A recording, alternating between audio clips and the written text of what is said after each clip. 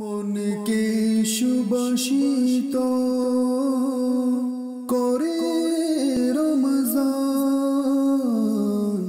মনকে সুবাসিত করে রমজান। আলহামদুলিল্লাহি রাব্বিল আলামিন ওয়াসসালাতু ওয়াসসালামু আলা সাইয়্যিদিল মুরসালিন আম্মা বা'দ ফাআউযু বিল্লাহি মিনাশ শাইতানির রাজিম বিসমিল্লাহির রহমানির রহিম। আসসালাতু ওয়াসসালামু আলাইকা ইয়া রাসূলুল্লাহ ওয়া আলা আলিকা ওয়া আসহাবিকা ইয়া হাবিবাল্লাহ। আসসালাতু ওয়াসসালামু আলাইকা ইয়া নবিয়াল্লাহ ওয়া আলা আলিকা ওয়া আসহাবিকা ইয়া নূরাল্লাহ। মাদানী চ্যানেলের দর্শক, আপনাদেরকে আমন্ত্রণ জানাচ্ছি অনুষ্ঠান বা মহিমান্বিত রমজানে আপনাদেরকে আমরা আমন্ত্রণ জানাচ্ছি। দর্শক, আমাদের এই অনুষ্ঠানের বিভিন্ন সেগমেন্টের মাধ্যমে আলহামদুলিল্লাহ আমরা চালিয়ে থাকি এবং আমাদের সাথে মোবাল্লিক হিসেবে একজন মোবাল্লিক থাকেন। তো আজকেও আমাদের একটি বিষয় নিয়ে আমরা ইনশাআল্লাহ আলোচনা করব। সেই বিষয়টি হচ্ছে কখনো বোঝানো ছাড়বেন না। অনেকে আমরা বিভিন্ন সমস্যা নিয়ে, বিভিন্ন কিছু নিয়ে আমরা মানুষকে বুঝিয়ে থাকি। দিন ইসলাম যখন প্রচার হয়েছে তখনও মানুষকে বোঝানোর মাধ্যমে সেটি প্রচার হয়েছে। তো বিভিন্ন বিষয় নিয়ে, বিভিন্ন প্রেক্ষাপটে আমরা একে অপরকে বুঝিয়ে থাকি। ইনশাআল্লাহ সেই বিষয়ে আমরা আলোচনা করব, সেটা কিভাবে বোঝানো উচিত, বোঝানোর উপকারিতা সম্পর্কে ইনশাআল্লাহ আমরা আজকে আলোচনা করব। তো আজকে আমাদের সাথে আলোচক হিসেবে আছেন আমাদের গোলাম ইসিম ভাই, ইনশাআল্লাহ তার কাছ থেকে আমরা আলোচনা শুনবো, এবং সাথে সাথে নাতখা হিসেবে আছেন মিনহাজ ভাই, ইনশাআল্লাহ তার কাছ থেকে আমরা নাত শরীফ শুনবো। দর্শক, আসুন অনুষ্ঠানের শুরুতে আমরা একটি দরুদ শরীফ এর ফজিলত সম্বলিত হাদিসে পাক শুনি। ফয়জানে রমজানের একটি দরুদ শরীফ আমির আহলে সুন্নাত দামাত বারাকাতুল্লাহ আলাইহি এখানে নকল করেছেন যে আল্লাহ তাআলা শেষ নবী সাল্লাল্লাহু তাআলা আলাইহি ওয়াসাল্লাম ইরশাদ করেছেন, যে ব্যক্তি আমার উপর সারাদিনে 50 বার দরুদ শরীফ পড়ে, আমি কিয়ামতের দিন তার সাথে মুসাহাফা করব, অর্থাৎ হাত মিলাবো, হ্যান্ডশেক করব। দর্শক, আল্লাহ তাআলা আমাদেরকে হুজুর পাক সাল্লাল্লাহু আলাইহি ওয়াসাল্লামের সাথে মুসাহাফা করার তৌফিক দান করুক। দর্শক, কিয়ামতের ভয়াবহতা এমন যেটা বলার অপেক্ষা রাখেন। আপনারা হয়তো সবসময় মাদানী চ্যানেলে শুনে থাকেন, তো আপনারা ওলামায়ে কেরামের কাছ থেকেও শুনে থাকেন। তো সেই সময় যদি হুজুর পাক সাল্লাল্লাহু আলাইহি ওয়াসাল্লামের সাথে কারো দেখা হয়ে যায়, মোলাকাত হয়ে যায়, তাহলে তারা তো আপনার বিশেষ ব্যক্তি হবে, তাই না? তো আল্লাহ তাআলা আমাদেরকে বেশি পরিমাণে দরুদ পাক পাঠ করার তৌফিক দান করুক, এবং বিশেষ করে দৈনিক কমপক্ষে 50 বার হলেও দরুদ শরীফ পড়ার তৌফিক দান করুক। আসুন আমরা একবার দরুদ শরীফ পড়ে নিই। সাল্লু আলাল হাবিব সাল্লাল্লাহু তাআলা আলা মুহাম্মদ সাল্লাল্লাহু আলাইহি ওয়াসাল্লাম। দর্শক, আসুন আমরা অনুষ্ঠানের শুরুতে একটি নাত দিয়ে শুরু করি, এরপর ইনশাআল্লাহ আমরা আমাদের আলোচনায় ফিরে যাব।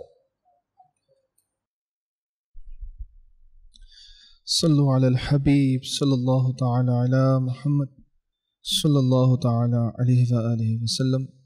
আসুন মাদানী চ্যানেলের দর্শক শ্রোতা, আমরা নাতে পাক শ্রবণ করার পূর্বে পারলে কিছু ভালো ভালো নিয়ত করে নিই। ইনশাআল্লাহ আজ্জা ওয়া জাল মদিনায়ে তৈয়বাকে স্মরণ করতে করতে নাত রাসূল সাল্লাল্লাহু আলাইহি ওয়া আলিহি ওয়াসাল্লাম শ্রবণ করব।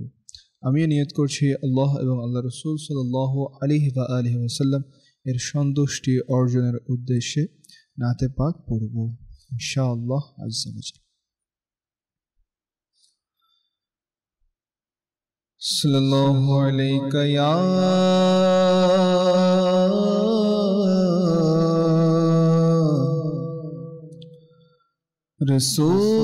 রাসূলুল্লাহ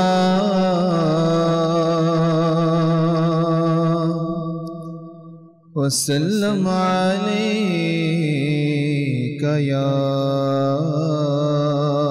হাবিবাল্লাহ সাল্লাল্লাহু আলাইকা ইয়া রাসূলুল্লাহ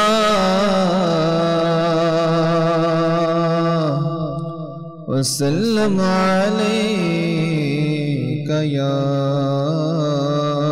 হাবিবাল্লাহ। जिसे चाहा धर पे बुला लिया, जिसे चाहा अपना बना लिया।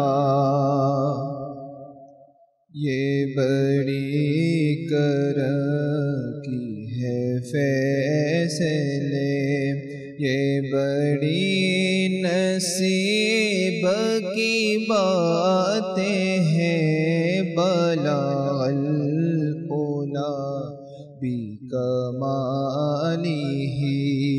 कशफत जा भी जमाली حسنت جميع خصاله صلوا عليه وآله صلوا عليه وآله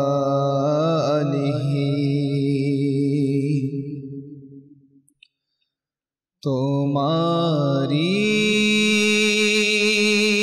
बिरहे चोचिर बेकुल मौन या रसूल अल्लाह तुम्हारी बिरहे बेकुल एमोन या रसूल अल्लाह पापे घायल होए निशेष ए जीवन या रसूल अल्लाह पापे घायल होए निशेष ए जीवन या रसूल अल्लाह तुम्हारी बिरहे बेकुल मौन या रसूल अल्लाह पापे घायल होए निशेष ए जीवन या रसूल अल्लाह आमी जे निशो असहाय एसे যাও আমার আঙিনায় আমি যে নিঃস্ব অসহায় এসে যাও আমার আঙিনায় নয়নের নকশায় আমার প্রাণ বিসর্জন ইয়া রাসূলুল্লাহ নয়নের নকশায় আমার প্রাণ বিসর্জন ইয়া রাসূলুল্লাহ পাপে ঘায়েল হয়ে নিশেষ এ জীবন ইয়া রাসূলুল্লাহ কবে পান প্রেম সুধা তোমার আমি আর নেই মাঝে আমার করে পান প্রেম সুধা তোমার আমি আর নে মাঝে আমার কবি নয় এই তো মোর হৃদয়ের গুঞ্জন ইয়া রাসূলুল্লাহ কবি নয় এই তো মোর হৃদয়ের গুঞ্জন ইয়া রাসূলুল্লাহ তোমারি বিরহে চচির বেকুল মন ইয়া রাসূলুল্লাহ পাপে ঘায়েল হয়ে নিশেষ এ জীবন ইয়া রাসূলুল্লাহ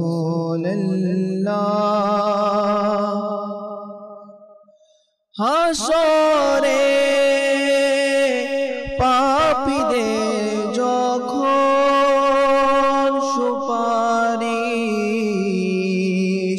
করিবে বন্টন,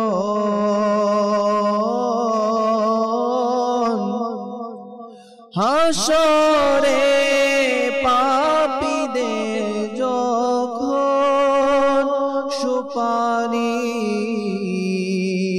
করিবে বন্টন, করোনা বঞ্চিত জামি কে তখন ইয়া রাসূলুল্লাহ, করোনা বঞ্চিত জামি কে তখন ইয়া রাসূলুল্লাহ, তোমারি বিরহে চচি বেকুল মন ইয়া রাসূলুল্লাহ, তোমারি বিরহে চচি বেকুল মন ইয়া রাসূলুল্লাহ,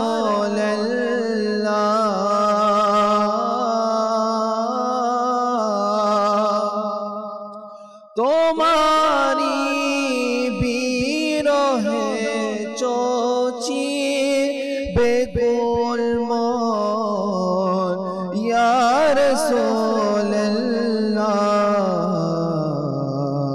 পাপে ঘায়েল হয়ে নিশেষ এ জীবন ইয়া রাসূলুল্লাহ, পাপে ঘায়েল হয়ে নিশেষ এ জীবন ইয়া রাসূলুল্লাহ।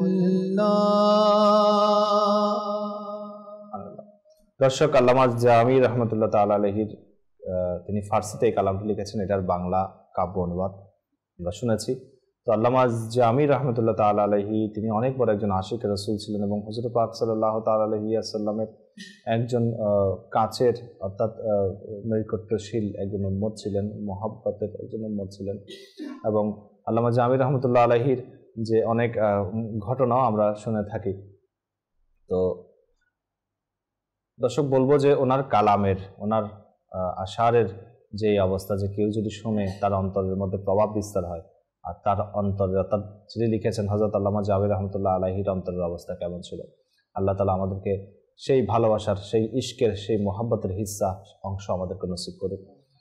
দর্শক, আমরা আমাদের যে আজকের অনুষ্ঠানের বিষয় হচ্ছে কখনো বোঝানো ছাড়বেন না, সেই বিষয়ে আমরা আলোচনা শুরু করবো গোলাম ইসলামের কাছ থেকে। হুজুর, আর হচ্ছে যে হুজুর, আল্লাহ তাআলা কোরআনে পাকে বলেছেন বোঝানোর জন্য মানুষকে, এবং এই বোঝানোটা অর্থাৎ কি রকম ফায়দা মানুষকে দেয়, এবং এটার ব্যাপারে যদি আপনি কিছু বলতেন। আলহামদুলিল্লাহি রাব্বিল আলামিন ওয়াসসালাতু ওয়াসসালামু আলা সাইয়্যিদিল মুরসালিন, আম্মা বা'দ, ফাআউযু বিল্লাহি মিনাশ শাইতানির রাজিম, বিসমিল্লাহির রহমানির রহিম। জি রাশেদ ভাই, আপনি যেটা বলছেন, যেটা কোরআনে কারীমের মধ্যে সূরা যারিয়াতের 55 নম্বর আয়াতের মধ্যে আল্লাহ তাআলা এটা ইরশাদ করেছেন, ওয়াযাক্কির ফা ইন্নায যিকরা তানফাউল মুমিনিন। এটার সারমর্ম এই ধরনের যে বুঝাও, বোঝানোর মধ্যে মুসলমানদের কি হয়েছে, উপকার হয়েছে। তো কোরআনে কারীমের মধ্যে বলা হয়েছে বোঝানোর জন্য, আর বোঝালে মুসলমানদের উপকার হবে, এটা বলা হয়েছে। কিন্তু এখানে অনেক কিছু রয়েছে, যেমন বোঝানো, কিভাবে বোঝাবো, কে কাকে বোঝাবে, কখন কি বোঝাবে, এটার কিছু বিষয় রয়েছে। বোঝানোর আবার ধরনও রয়েছে। এখন কেউ নামাজ পড়তেছে না, এখন যদি আমরা গিয়ে বললাম ভাই আসেন নামাজ পড়েন, নামাজ না পড়লে এরকম খবরের মধ্যে আযাব দেওয়া হবে, সাপ বিচ্ছু দেওয়া হবে। তো অনেক সময় দেখা যায় এই বোঝানোটা হিতে বিপরীত হয়ে যায়। আচ্ছা, তো এই ধরনের অবস্থায় তাকে আমাদেরকে এভাবে বোঝাতে হবে, নামাজের ফজিলত সমূহ বলতে হবে। যখন তাকে আমরা নামাজের ফজিলত সম্পর্কে উৎসাহিত করব, তো ইনশাআল্লাহ তাআলা হয়তো এই নামাজের দিকে আসতে দাবিত হবে, চলে আসতে পারে। আর যদি আমরা তাকে আযাবের কথা বলতে থাকি, অনেক সময় সে কি হয়ে যাবে, এটা আরো বিকৃত হয়ে যাওয়ার সম্ভাবনা রয়েছে, আরো উগ্র মেজাজের হয়ে যাওয়ার সম্ভাবনা রয়েছে। কারণ কি, এই তো অনেক দিন নামাজ পড়তেছে না, এই নামাজের মজা কিভাবে বুঝবে? আচ্ছা, তো আমাদের বোঝানোর অনেক কিছুর ধরন রয়েছে। যেমন কাউকে আমাদেরকে এভাবে বোঝাতে হবে, অনেক এমন রয়েছে পরহেজগার মুত্তাকি, এই ধরনের ব্যক্তিকে আমাদেরকে বোঝাতে হবে আল্লাহ তাআলার কুদরত সম্পর্কে। যখন এই আল্লাহ তাআলার কুদরত সম্পর্কে বুঝবে, এটা সম্পর্কে জানবে, পাশাপাশি এই যখন ইবাদত যে করতেছে, যে এটাও আল্লাহ তাআলার দয়া আপনার উপর, তখন এই শুকরিয়ার তার থেকে বের হয়ে যাবে। তো কিছু অবস্থা এমন রয়েছে, মানুষদেরকে আপনি এমনভাবে বোঝাবেন যাতে এই আল্লাহ তাআলার উপর শুকরিয়ার উপর ধাবিত হয়ে যায়। আবার কিছুকে এমনভাবে বোঝাতে হবে সে যাতে গুনাহ থেকে বেঁচে নেকির দিকে চলে আসে। আবার কাউকে এভাবে বোঝাতে হবে সে তো নেকি করতেছে, তার নেকিটা যাতে আরো মুখলিস হিসাবে আল্লাহ তাআলার দরবারে কবুল হয়, সেইভাবে তাকে বোঝাতে হবে। তো বোঝানোর অনেক ধরন রয়েছে। আবার অনেক সময় আমরা দেখা যায় আমরা কঠোরভাবে বুঝিয়ে থাকি।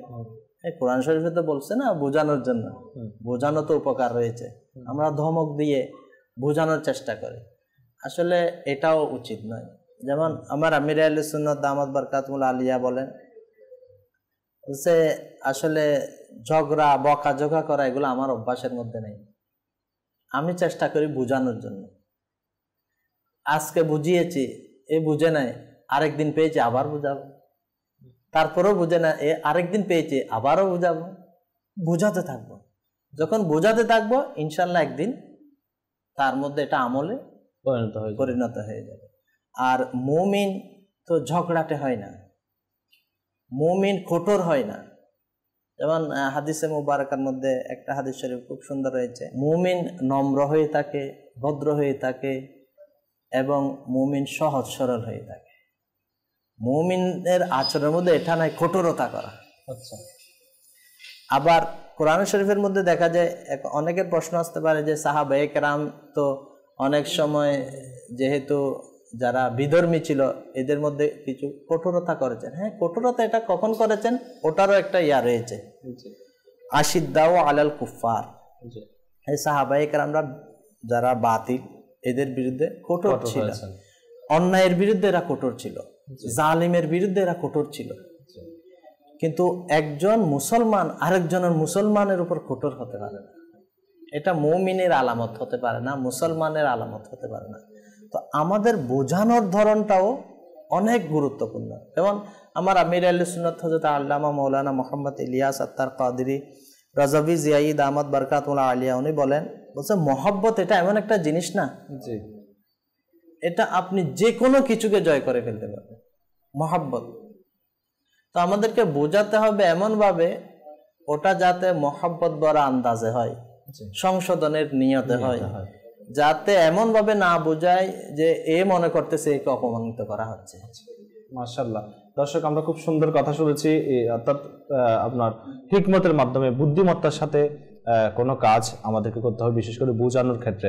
গোলাম হোসেন ভাইয়ের কাছ থেকে শুনেছি, ইনশাআল্লাহ আরো শুনবো। এখন একটি সেগমেন্টের সময় হয়েছে, সেটা নেব, এরপর ইনশাআল্লাহ ওনার কাছে আবার আসছি। জি, সাল্লু আলাল হাবিব সাল্লাল্লাহু তাআলা আলা মুহাম্মদ সাল্লাল্লাহু তাআলা আলাইহি ওয়া আলিহি ওয়াসাল্লাম। সেহরির কেমন বরকত ও ফয়েজ রয়েছে, আল্লাহ তাআলার কোটি কোটি দয়া যে তিনি আমাদেরকে রোজার মতো মহান নিয়ামত দান করেছেন, সাথে সাথে শক্তি অর্জনের জন্য সেহরির শুধু অনুমতি দেননি, বরং এতে আমাদের জন্য সওয়াব রেখেও দিয়েছেন। নবিকুল সুলতান সরদারে দো জাহান মাহবুবে রহমান হুজুরপুর নূর সাল্লাল্লাহু তাআলা আলাইহি ওয়া আলিহি ওয়াসাল্লাম যদিও আমাদের মতো পানাহারের মুখাপেক্ষী নন, তবুও আমাদের প্রিয় আকা মদনী ওয়ালে মুস্তফা সাল্লাল্লাহু তাআলা আলাইহি ওয়া আলিহি ওয়াসাল্লাম আমরা গোলামদের খাতিরে সেহরি করতেন, যাতে প্রিয় গোলামগণ তাদের দয়ালু মুনিব সৃষ্টিকুলের বাদশা সাল্লাল্লাহু তাআলা আলাইহি ওয়া আলিহি ওয়াসাল্লামের সুন্নত মনে করে সেহরি করে নেয়। অনুরূপভাবে তারা দিনের বেলায় রোজা পালনে শক্তির সাথে সাথে সুন্নতের উপর আমল করারও সওয়াব পেয়ে যায়। হযরত সাইয়্যিদুনা শেখ শরফুদ্দিন ওরফে বাবা বুলবুল শাহ রহমতুল্লাহ তাআলা আলাইহি বলেন, আল্লাহ আজ্জা ওয়াজাল আমাকে তার রহমত দ্বারা এত বেশি শক্তি দান করেছেন যে আমি পানাহার এবং কোনো আসবাবপত্র ছাড়াই জীবন যাপন করতে পারি। কিন্তু এসব বিষয় বর্জন করা আল্লাহর প্রিয় মাহবুব হাবিবুল হাবিব রাসূল সাল্লাল্লাহু তাআলা আলাইহি ওয়া সাল্লামের সুন্নত নয়, সেহেতু আমি এগুলো থেকে বিরত থাকি না। সুবহানাল্লাহ। আমার নিকট সুন্নতের অনুসরণ হাজার হাজার বছরের ইবাদত অপেক্ষা উত্তম। সেহরি খাওয়া আমার প্রিয় নবী সাল্লাল্লাহু তাআলা আলাইহি ওয়া সাল্লামের প্রিয় প্রিয় সুন্নতের মধ্যেও শামিল হয়ে গেল। তো কেনই বা আমরা সেহরি না খেয়ে নিজের মধ্যে গর্ব করি? কেনই বা আমরা সেহরি খাওয়া ছেড়ে দিব? সেহরি না খেয়ে কেন আমরা রোজা রাখবো? নয়, এটা তো অনেক বোকার কাজ। যা আমার নবী সাল্লাল্লাহু আলাইহি ইসলামের সুন্নতের উপর আমল করা, এটা তো অনেক বড় সৌভাগ্যের ব্যাপার। তাই প্রিয় ইসলামী ভাইয়ের এবং মাদানী চ্যানেলের দর্শক শ্রোতা, যারা আমরা না জেনে নিজেকে অনেক কিছু মনে করে এই প্রিয় সুন্নতকে ছেড়ে দিচ্ছি, তাদের অবশ্যই ভয় হওয়া উচিত, লজ্জিত হওয়া উচিত এবং এই ঘটনা থেকে, এই হাদিসে মুবারকা থেকে শিক্ষা গ্রহণ করে ভবিষ্যতে যাতে এরকম না হয় তা থেকে বিরত নিজেকে রাখা উচিত। অপরকেও সেই বিষয়ে নেকির দাওয়াত পৌঁছানো উচিত। আল্লাহ কারীম আমরা যা কিছু শ্রবণ করলাম তার উপর আমল করার তৌফিক দান করুক। আমিন। মাশাআল্লাহ, মাশাআল্লাহ, আমিন। আল্লাহ তাআলা আমাদেরকে নসিব করুক। দর্শক, খুব সুন্দর কথা শুনেছি যে সেই বুজুর্গ রহমতুল্লাহ আলাইহির কথা বলছেন যে তিনি খাবার ছাড়াও তিনি বাঁচতে পারতেন, আল্লাহ তাআলা ওনাকে দয়া করেছেন, কিন্তু এরপরও তিনি আল্লাহ রাসূলের সুন্নতের নিয়তে সুন্নতের উপর আমল করার জন্য তিনি খাবার খেয়েছেন। দর্শক, খুব সুন্দর একটি কথা। আল্লাহ তাআলা আমাদেরকে বুঝার তৌফিক দান করুক এবং সুন্নতের উপর আমল করার তৌফিক দান করুক। আমরা আমাদের যে বিষয় নিয়ে আলোচনা করছিলাম গোলাম ইউসুফের সাথে, সেটা ফিরে যাবো ইনশাআল্লাহ। জি রাশেদ ভাই, যেটা আমির আহলে সুন্নাত বলেছে মহাব্বতের কথা, তো মহাব্বত এটা এমন একটা জিনিস যে যখন এটা আমরা মহাব্বতের নিয়তে কাউকে বুঝাবো, মহাব্বতের বা সংশোধনের নিয়তে কাউকে বুঝাবো, তো ইনশাআল্লাহ তাআলা এটা অনেক উপকার দিবে, যেটা আমরা কল্পনাও করতে পারবো না। আবার বোঝানোর মধ্যে এটাও রয়েছে, যেমন আমরা কাউকে এইভাবে যে না বোঝাই, সে যাতে এটা মনে করে যে আমাকে তো অপমানিত করা হয়েছে, এটা বোঝানো হয় নাই। আচ্ছা। আর এটার ব্যাপারেও হাদিসে মুবারাকার মধ্যে রয়েছে, রেওয়ায়েতের মধ্যে এসেছে, কারো সামনে কাউকে বোঝানো। কেউ একজন ভুল করে ফেলেছে, এখন আমরা এখানে 4 জন বা 5 জন রয়েছি, আমাদের যিনি বড় বা উপরস্থ যিনি, ইনি যদি আমাদের 4-5 জনের সামনে কাউকে এটা সংশোধন করে দেন, বলছে এটা সংশোধন করা হলো না, তাকে অপমানিত করা হলো, এই ধরনের রেওয়ায়েত রয়েছে। তো এই জন্য আমরা যদি কাউকে বোঝানোর চেষ্টা করি, একাকীভাবে আলাদাভাবে নিয়ে আমাদেরকে বোঝাতে হবে। সবার সামনে বোঝানো এটাও কি নয়, উচিত নয়। আর মহব্বতের যেটা কথা, যে আমার আমির আহলে সুন্নাত মাশাআল্লাহ আসলে আমাদেরকে তো এমন এমন তরবিয়ত করতেছে, বলছে যেমন একটা যদি আমরা দেখি বিড়াল, এটা হচ্ছে একটা প্রাণী, সে বলতে পারে না, এরাও মহব্বত বুঝে। বলছে আমরা যদি কোনো বিড়ালকে যদি একটু মহব্বত ভরা আন্দাজে চু চু করে ডাকি, এ আপনার কাছে চলে আসবে, আপনার পায়ের সাথে এর শরীর লাগিয়ে দিবে, মাথা লাগিয়ে দিবে, এ ঘুরতে থাকবে। আর যদি এই বিড়ালকে আপনি ধমক দেন, এ আপনার থেকে অনেক দূরে চলে যাবে। তো এখান থেকেও আমাদের অনেক শিক্ষণীয় আছে। আচ্ছা। আমরা যদি মানুষদেরকে মহব্বত দিই, প্রাণীরা যদি মহব্বত বুঝে, তো মানুষেরা কেমন বুঝবে মহব্বত? আর মহব্বত এটা এমন একটা জিনিস, যার সাথে মহব্বত হয়ে যাবে তখন তার ব্যাপারে কিছু শোনা, তার জন্য এটা কান, আমরা বদির বলি, চোখ অন্ধ হয়ে যাবে। কেন? মহব্বতের কারণে। আমার মহব্বতের মানুষ বা আমার মহব্বতের বস্তু বা আমার মহব্বতের কারো সম্পর্কে যদি কেউ কিছু বলে, যদি এটা বলতেছে সঠিক, তারপর এটা আমার খারাপ লাগবে। কেন? আমি তাকে মহব্বত করি। তো এই জন্য মহব্বত এটা এমন জিনিস না, মহব্বতওয়ালা ব্যক্তি যদি তার ওই ব্যক্তিকে বোঝায়, সে তাড়াতাড়ি মেনে যায়। আলহামদুলিল্লাহ, আমার আমির আহলে সুন্নাত আমাদেরকে এটা শেখাচ্ছে যে আজকে আমার আমির আহলে সুন্নাত পুরো দুনিয়ার মধ্যে প্রায় বলা হচ্ছে কম বেশ 200টি দেশ বা 200টিরও অধিক দেশ। আমরা বাংলাদেশের মধ্যে তো আমির আহলে সুন্নাতকে দেখিও নাই, এখানে তশরিফও আনে না আমির আহলে সুন্নাত।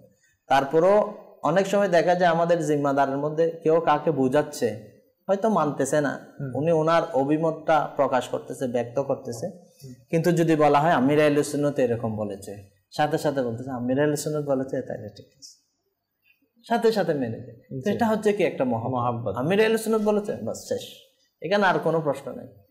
তো আমাদেরকেও বোঝানোর আন্দাজটা এমন হবে, আর বোঝানো এটা ছেড়ে দেওয়া যাবে না, বোঝাতে হবে। কেউ ভুল করেছে, আমরা তো এটা পারি না আসলে, স্বাভাবিকভাবে রাগ চলে আসে, একবার দুইবার বোঝানোর পর না আমরা অনেক বুঝিয়েছি, একে এ হবে না, একে বাদ করে দিই, একে নট করে দিই, আমরা এই ধরনের কথা বলে থাকি। পরিবারের মধ্যে ছেলে সন্তান যদি থাকে, আমরা এদেরকে এভাবে বলি, এ আর হবে না, একে পড়ালেখা আর হবে না, একে কোনো কাজের মধ্যে পাঠিয়ে দিই, গ্যারেজের মধ্যে পাঠিয়ে দিই, বা কোনো চাকরির মধ্যে পাঠিয়ে, এই শেষ বরবাদ হয়ে গেছে। এই কত বুঝালাম, একবার বা দুইবার তিনবার এরকম। বোঝানোর আন্দাজটা কেমন ছিল? আন্দাজ তো ছিল না। তো এই জন্য আমাদেরকে বোঝাতেও হবে, আবার বোঝানোর মতো হতে হবে। এখানে একটি কথা বলছে, আপনার কথা আমার মনে পড়ে গেছে যে আমির আহলে সুন্নাত একবার বলছেন যে উনি কারোর সাথে উনি যখন মোলাকাত করেন তো অনেক সময় বাপ ছেলে দুজন আসে, তো বাবা বলে যে আমির আহলে সুন্নাতকে বাচ্চা ছেলের ব্যাপারে যে আমার ছেলে এরকম করেছে, এরকম করেছে, এরকম করেছে, এটা এটা এই খারাপ কাজ করে, এই খারাপ কাজ করে, একে একটু বুঝান। এই ব্যাপারে আমির আহলে সুন্নাত অনেক সময় আমির আহলে সুন্নাত মাদানী মুযাকারার মধ্যে বলছে এটা এর সামনে যে বলা যে আমির আহলে সুন্নাতকে বলতেছে যে আমার ছেলে নামাজ পড়ে না, আমার ছেলে এরকম করে, দুষ্টামি করে, হুজুর আপনি একটু বলেন। এটা মাঝে মধ্যে আমাদেরও হয়ে থাকে। অনেক সময় জামিয়াতুল মদিনা মাদ্রাসার মধ্যে আমাদের অনেক সময় এইভাবে বাবা অভিভাবক বাবা যারা আছে ছেলের সঙ্গে, হুজুর একটু একে বুঝান, এ মাদ্রাসায় থাকলে ভালো থাকে, বাসায় গেলে দুষ্টামি করে, এরকম কথা শুনে না, আমাদের একটু হুজুর একে বুঝান। তো এটা আমির আহলে সুন্নাত মানা করেছে। এটা তো তাকে ডিগ্রেড করে দিলেন, আপনি অপমানিত করলেন। আপনার যদি এগুলো বলা থাকতো হুজুরকে আপনি আলাদা বলেন, অথবা লিখে কাগজের মধ্যে দেন যে একে এই ব্যাপারে একটু বুঝাবেন আপনি। এখন আপনি যখন হুজুরকে এ বলে দিয়েছেন, আরো এর সামনে বলে দিয়েছেন, এই তো শুনে গিয়েছে, এই তো বলতেছে আমার তো শেষ করে দিচ্ছে, আমাকে তো অপমান করা হয়েছে এখানে। তো এটা আরো বিপরীত হয়ে যায়, তখন এ আরো বুঝে না, আরো উগ্র স্বভাবের হয়ে যায়। তো আমাদের আন্দাজ আসলে আমাদের ধরন বোঝানোর আন্দাজের মধ্যে অনেক পার্থক্য রয়েছে। আর আমরা অনেক সময় ঘরের মধ্যে দেখি আমরা বোঝাতে পারি না, বোঝানোর মতো বোঝাতে পারি না, কিটকিটে হয়ে যায়, রেগে যায়, আমাদের আওয়াজটা বড় হয়ে যায় ঘরের মধ্যে একটু উল্টাপাল্টা করলে। তো আসলে আমাদের উচিত তখন হচ্ছে কি, এই ছেলেদেরকে বা ঘরের কোনো সদস্যকে বোঝানো, হ্যাঁ এ এখন করতেছে না, তখন একে কিছু সময় একাকী ভাবে গিয়ে এবার যে আপনি যে এটা করেছেন, এটা তো এইরকম করলে এরকম হতো, এরকম করলে এরকম হবে, এটা উচিত হয় না, এই ধরনের বোঝাতে হবে। তাহলে কি হবে, ইনশাআল্লাহ তাআলা ওই বোঝানোটা কাজে চলে আসবে, যেটা কোরআনে কারিমের মধ্যে রয়েছে। মুসলমানদেরকে বোঝানোর মধ্যে কি রয়েছে, উপকার রয়েছে। আলহামদুলিল্লাহ রাব্বিল আলামিন, আমার আমির আহলে সুন্নাত আজকে পুরো দাওয়াত ইসলামী যে এত লক্ষ লক্ষ ইসলামী ভাই, এগুলো কিসের মাধ্যমে, বোঝানোর মাধ্যমে এসেছে। যাকে পেয়েছেন আমির আহলে সুন্নাত নামাজের দাওয়াত দিয়েছেন, কোরআন সুন্নতের পথে আসার জন্য দাওয়াত দিয়েছেন, সুন্নতের উপর আমল করার জন্য দাওয়াত দিয়েছেন, গুনাহ থেকে বাঁচার জন্য দাওয়াত দিয়েছেন, শরীয়ত মোতাবেক চলার জন্য দাওয়াত দিয়েছেন। যাকে পেয়েছেন একজন একজন করে বুঝিয়েছেন। আজকে আলহামদুলিল্লাহ এই বোঝানোর বরকতে আজকে আমরা দেখতেছি দাওয়াত ইসলামী মাশাআল্লাহ। দর্শক, আমরা খুব সুন্দর কথা শুনেছি যে বোঝানোর কারণে আজকে দাওয়াত ইসলামী পুরো বিশ্বে খুব সহজভাবে, খুব তাড়াতাড়ি পৌঁছেছে এবং খুব ভালোভাবে, উত্তমভাবে পৌঁছেছে। তো বোঝানোর অনেক উপকারিতা ইনশাআল্লাহ আমরা আরো শুনবো। এখন আমাদের একটি সেগমেন্টের সময় হয়ে গেছে, সেটা দেখে সেটা শুনে ইনশাআল্লাহ আমরা আবার ফিরে আসবো। জি, সাল্লু আলাল হাবিব সাল্লাল্লাহু তাআলা আলা মুহাম্মদ সাল্লাল্লাহু তাআলা আলাইহি ওয়া আলিহি ওয়াসাল্লাম। প্রিয় দর্শকবৃন্দ, আলহামদুলিল্লাহ আজ্জা ওয়া জাল উপস্থিত হয়েছি শরীয়তের একটি গুরুত্বপূর্ণ ও সহজ মাসালা নিয়ে। আজকের বিষয় হচ্ছে রোজা অবস্থায় ঠান্ডা গ্রহণের জন্য গোসল করা অথবা কুলি করা প্রসঙ্গে। প্রিয় দর্শকবৃন্দ, অনেক গুরুত্বপূর্ণ প্রশ্ন, মনোযোগ সহকারে শ্রবণ করি। দারুল ইফতাহ আহলে সুন্নাতের উলামায়ে কেরামগণের নিকট প্রশ্ন করা হয়েছে যে উলামায়ে কেরামগণ এই মাসালার বিষয়ে কি বলেন, যে অনেক লোক মনে করে রোজা অবস্থায় ঠান্ডা গ্রহণের জন্য গোসল করা অথবা কুলি করা এটা মাকরুহ রয়েছে। প্রিয় দর্শকবৃন্দ, যখনই দারুল ইফতাহ আহলে সুন্নাতের উলামায়ে কেরামগণের নিকট এই প্রশ্ন করা হয়েছে, তখন তার যে উত্তর দেওয়া হয়েছে তার সারমর্ম আমি বর্ণনা করার চেষ্টা করছি। ঠান্ডা গ্রহণের জন্য গোসল করা অথবা কুলি করা শরীয়তে মাকরুহ নয়, কিন্তু এটা দ্বারা যেন পেরেশানি প্রকাশ করা উদ্দেশ্য না হয়। অর্থাৎ অনেক সময় এটা দেখা যায় যে রোজা রেখে অনেকে গোসল করছে আর সে প্রকাশ করছে যে অনেক গরমের মধ্যে অনেক কষ্ট করে সে রোজা রাখছে, আবার অনেকে ইশারা ইঙ্গিতের মাধ্যমেও এটা প্রকাশ করে যে অনেক কষ্ট করে অনেক গরমের মধ্যে সে রোজা রাখছে। তো এই ধরনের করা এটা উচিত নয়। তবে সাধারণত রোজা অবস্থায় ঠান্ডা গ্রহণের জন্যে গোসল করা অথবা কুলি করাতে কোনো সমস্যা নেই, এর কারণে রোজার কোনো ক্ষতি হবে না। তো প্রিয় দর্শকবৃন্দ, আজকে আমরা অত্যন্ত একটি গুরুত্বপূর্ণ মাসআলা, যে রোজা অবস্থায় ঠান্ডা গ্রহণের উদ্দেশ্যে গোসল করা এবং কুলি করা সম্পর্কে আমরা জানতে পারলাম। আর আমাদের উচিত হবে আমরা শরীয়তের বিষয় সম্পর্কে নিজে জানা এবং এর উপর আমল করা, সম্ভব অনুযায়ী অন্যের নিকট পৌঁছে দেয়া। আল্লাহ পাক রব্বুল আলামিন আমাদের সকলকে ধর্মীয় বিষয়ে সঠিক জ্ঞান অর্জন করার তৌফিক দান করুক, আর উত্তমভাবে আল্লাহ তাআলার সন্তুষ্টি অর্জনের উদ্দেশ্যে রোজা রাখার তৌফিক দান করুক। আমিন বিজাহিন নবিল আমিন সাল্লাল্লাহু তাআলা আলাইহি ওয়া আলিহি ওয়াসাল্লাম। সাল্লু আলাল হাবিব সাল্লাল্লাহু তাআলা আলা মুহাম্মদ সাল্লাল্লাহু তাআলা আলাইহি ওয়াসাল্লাম। মাশাআল্লাহ দর্শক, আমরা খুব সুন্দর একটি শরী মাসালা শুনেছি যে অনেকের এখন গরমের সিজন এবং রোজার সময় অনেকে হয়তো অনেক খুব অস্থির হয়ে থাকেন, অনেক সময় কারেন্ট যদি চলে যায় বা গরম যদি বেশি হয়, তো এক্ষেত্রে আপনারা গোসল করতে পারবেন ঠান্ডা পানি দিয়ে। এটা অনেকে এটার ক্ষেত্রে অনেকে বলেন যে রোজা মাকরুহ হবে বা এরকম। তো সেক্ষেত্রে আমরা শুনেছি সেই বিষয়টা যে রোজার উপর কোনো প্রভাব পড়বে না, আপনি গোসল করতে পারবেন, রিল্যাক্স হতে পারবেন ইনশাআল্লাহ। তো আমরা এরকম আপনারা দেখতে থাকুন ইনশাআল্লাহ, অনেক কিছু আমাদের সাথে থাকলে ইনশাআল্লাহ শিখতে পারবেন। আমরা আমাদের যে বিষয় কথা বলছিলাম যে বুঝানোর ব্যাপারে, আমরা আবার আমাদের গোলাম হোসেন ভাইয়ের কাছে ফিরে যাবো। জি হুজুর। রাশেদ ভাই, আরেকটা জিনিস হচ্ছে আমরা বোঝাবো, পাশাপাশি দোয়াও করতে হবে। আচ্ছা, যেমন পরিবারের মধ্যে বা আমরা যে কোনো প্রতিষ্ঠানের মধ্যে বা শিক্ষক ছাত্রদেরকে, মা বাবা ছেলে সন্তানদেরকে আমরা বুঝিয়ে থাকি, কিন্তু বোঝানোর পাশাপাশি আমাদেরকে দোয়াটাও এটা করতে হবে আল্লাহ তাআলার দরবারে।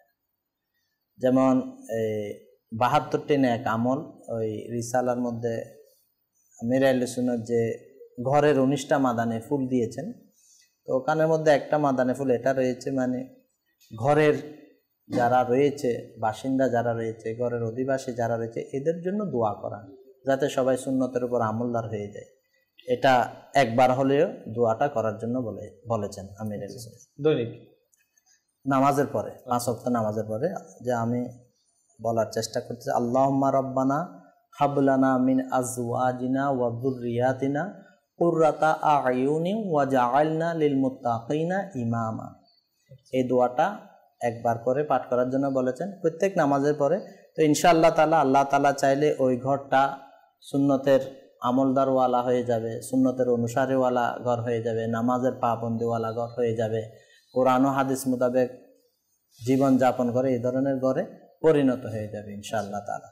তো আমাদের বোঝানো এটা ছাড়া যাবে না, আবার দোয়াটাও ছাড়ানো যাবে না।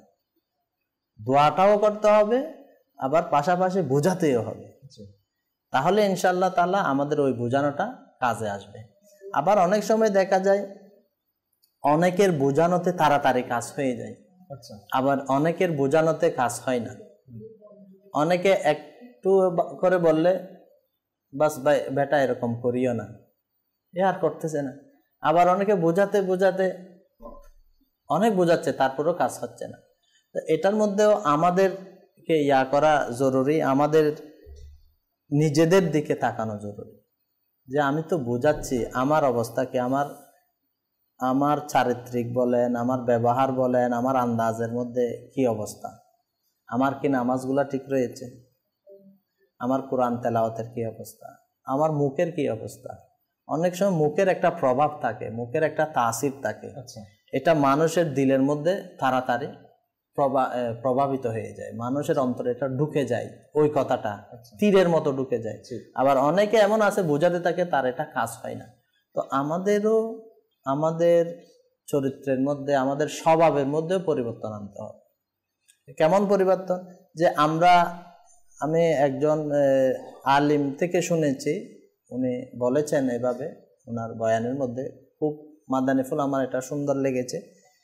তো উনি বলতেছে অনেক সময় মা বাবারা ছেলে সন্তানকে বোঝানোর জন্য চেষ্টা করে, কিন্তু এরা বুঝে না, এরা কথা শুনে না। তো উনি বলতেছে কিভাবে এরা কথা শুনবে আপনার, আপনি কি শুনতেছেন? আল্লাহু আকবার।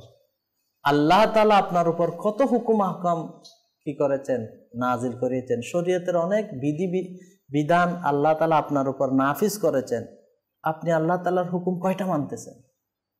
তো আপনি যখন আল্লাহ তাআলার হুকুম মানতেছেন না, তো আপনার হুকুম কিভাবে আপনার পরিবার ছেলে সন্তান মানবে?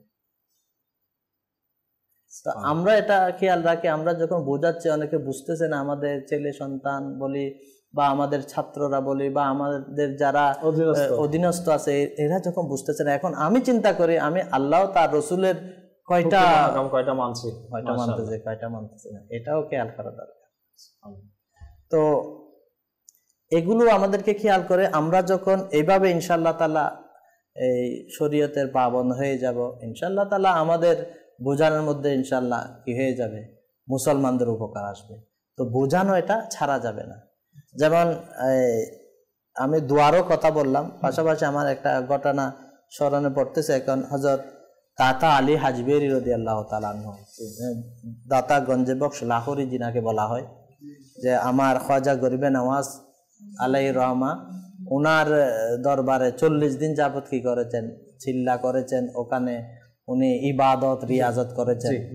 তো আমার দাতা আলী হাজবেরি আলাইহির রহমার একটা ঘটনা এরকম রয়েছে, উনি এভাবে কিছু মুরিদ নিয়ে নদীর তীর দিয়ে হেঁটে যাচ্ছেন। তো কিছু বাচ্চা তো এরা খেলাধুলা করতেছে, তখন আমার হযরত দাতা আলী হাজবেরি আলাইহির রহমা রোদ পড়তেছে, তখন উনি মাথার টুপিটা ইয়া করে নদী থেকে একটু পানি দিল মাথায়। তো তখন আমার দাতা আলী হাজবেরি আলাইহির রহমার মাথার মধ্যে চুল ছিল না, চুল হয়তো মুন্ডানো ছিল, এই ধরনের ইয়া, মাথায় গরম লাগতেছে, একটু পানি দিয়েছে ঠান্ডার জন্য। এখন যখন মাথা থেকে পাগড়ি হোক বা টুপি হোক এটা যখন সরিয়ে নিল, ওই যারা ছেলেরা ওখানে খেলাধুলা করতেছে এরা দেখে ফেলেছে। এখন আমাদের এখানে সচরাচর হয়ে থাকে, ছেলেরা দুষ্টমি করে, বিভিন্ন ভাবে বলে থাকে। তো এইভাবে বলা বলে শুরু করলো হুজুরকে, আমার দাতা আলী হাজবেরি আলাইহির রহমাকে। তো ওনারা তো হেঁটে যাচ্ছে, এরা পিছনে পিছনে গিয়ে একটু দুষ্টামি করতেছে। তখন আমার দাতা আলী হাজবেরি আলাইহির রহমার যারা কিছু একজন মুরিদ এইভাবে ছিল বেশি ইয়া, হুজুর আমি তো এগুলো সহ্য করতে পারতেছি না। পীর সাহেবকে বলতেছে যে আপনার সামনে এরা এত দুষ্টামি করতেছে, এত ইয়া মন্তব্য করতেছে, এটা আমার তো ভালো লাগতেছে না, আপনি এদের জন্য বদদুয়া করুন। এখন এটা বারবার উনি বলতেছে, আমার দাতা আলী হাজবেরি আলাইহির রহমা মুস্কি হাসতেছে। তো যখন বারবার বলতেছে তখন মুরিদেরও একটু তিলকুশি করার জন্য বলছে আচ্ছা হাত তোলো। তো এরাও সবাই হাত তুললো। তখন আমার দাতা আলী হাজবেরি আলাইহির রহমা দোয়া করতেছে, বলেছেন বদদুয়া করার জন্য, করতেছেন দোয়া, বলতেছে এ আল্লাহ, এরা দুনিয়াতে যেভাবে হাসি খুশি, অর্থাৎ এরা হাসি খুশি করে তামাশা করতেছে, দুষ্টামি করতেছে, দুনিয়াতে এরা যেভাবে হাসি খুশি বা এইভাবে হাসি খুশির মধ্যে রয়েছে, আল্লাহ আখিরাতের মধ্যেও এদেরকে হাসি খুশিতে রাখো। এইভাবে দোয়া করতেছে আমার দাতা আলী হাজবেরি আলাইহির রহমা। আচ্ছা দোয়া করার পর আমিন শেষ করে দিল। এখন ওই মুরিদ বলতেছে হুজুর এটা কি? এখন আমি বললাম হুজুর আপনি বদদুয়া করার জন্য আপনি করতেছেন, এরা দুনিয়াতে যেভাবে হাসি খুশি আরামে থাকবে আখিরাতের মধ্যেও রাখো।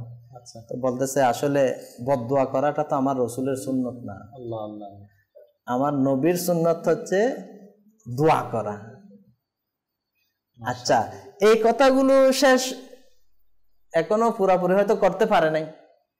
দেখা যাচ্ছে ওই ছেলেগুলারা ওই এরা রওনা হয়ে যাচ্ছে, ওরা দূরে দূরে আসতেছে, হুজুর হুজুর ভাবে দূরে দূরে আসতেছে যারা দুষ্টমি করেছে। তখন এসে আমার দাতা আলী হাজবেরি আলাইহির রহমার পায়ের মধ্যে পড়ে গিয়েছে, হুজুর আমাদেরকে মাফ করে দেন, আমাদেরকে তওবা করান, আপনার মুরিদ হিসাবে কবুল করে দেন। মাশাআল্লাহ, সুবহানাল্লাহ।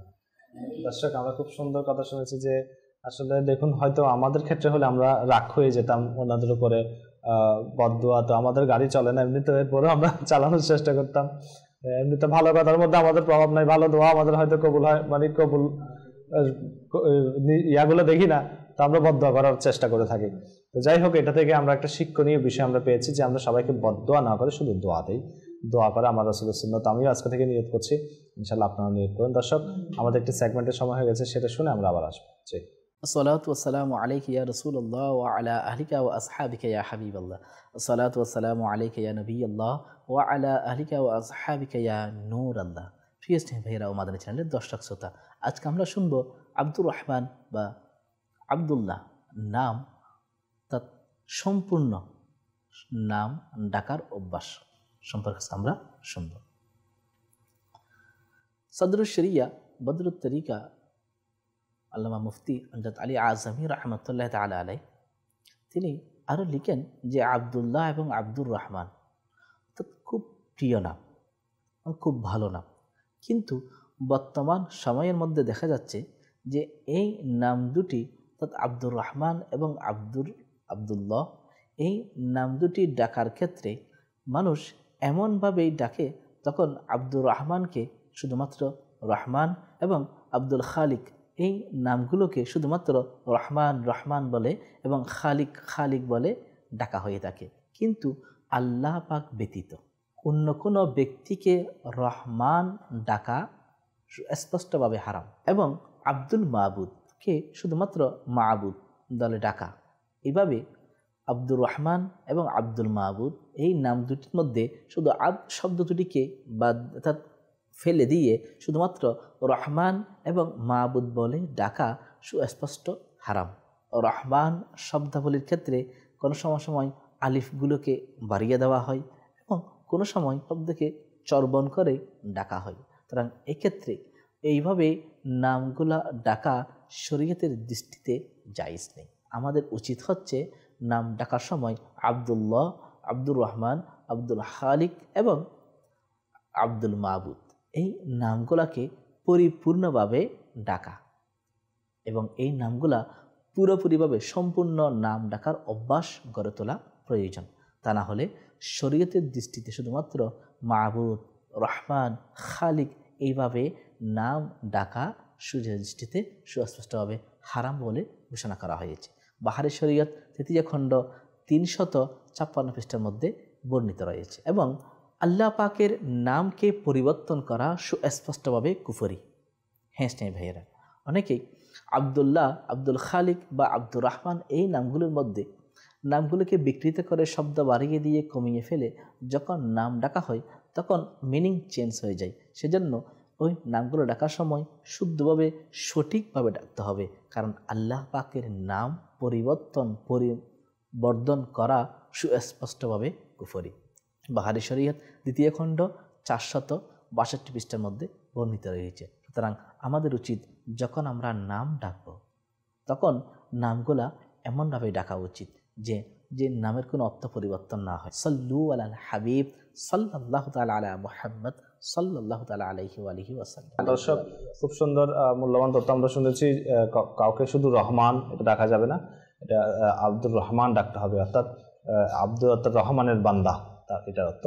তো আমরা এরকম অনেকে শুনেছি, অনেকে আমরা আমাদের নাম ডাকার ক্ষেত্রে ভুল করে থাকি, সেক্ষেত্রে আমরা গুনাহগার হব। তো এই জিনিসটা আমাদের মাথায় রাখতে হবে। দর্শক, এই পর্যায়ে আমরা একটি নাতে পাক শুনবো ইনশাআল্লাহ মিনহাজ ভাইয়ের কাছ থেকে, এরপর আমরা আবারও ফিরে আসবো আমাদের আলোচনায় ইনশাআল্লাহ। সাল্লু আলাল হাবিব সাল্লাল্লাহু তাআলা আলা মুহাম্মদ সাল্লাল্লাহু তাআলা আলাইহি ওয়া আলিহি ওয়াসাল্লাম। صلى عليك يا رسول الله وسلم عليك يا حبيب الله صلى عليك يا رسول الله وسلم عليك يا حبيب الله খোদার প্রিয় নবী আমাদের, খোদার প্রিয় নবী আমাদের, হাকিমতিনি শফিয়তিনি রসুলতিনি মুতাতিনি قسمتيني صلى عليك يا رسول الله وسلم عليك يا حبيب الله প্রতিটি ফুলে রয়েছে তার ঘ্রাণ পাখিদের মুখে তারি গুণগান প্রতিটি ফুলে রয়েছে তার ঘ্রাণ পাখিদের মুখে তারি গুণগান তাহারি নূর সকলে নয়নে সবার হৃদয়ে মুকিমতিনি সাল্লাল্লাহু আলাইকা ইয়া রাসূলুল্লাহ ওয়া সাল্লাম আলাইকা ইয়া হাবিবাল্লাহ আল্লাহ সাল্লাল্লাহু আলাইকা ইয়া রাসূলুল্লাহ ওয়া সাল্লাম আলাইকা ইয়া হাবিবাল্লাহ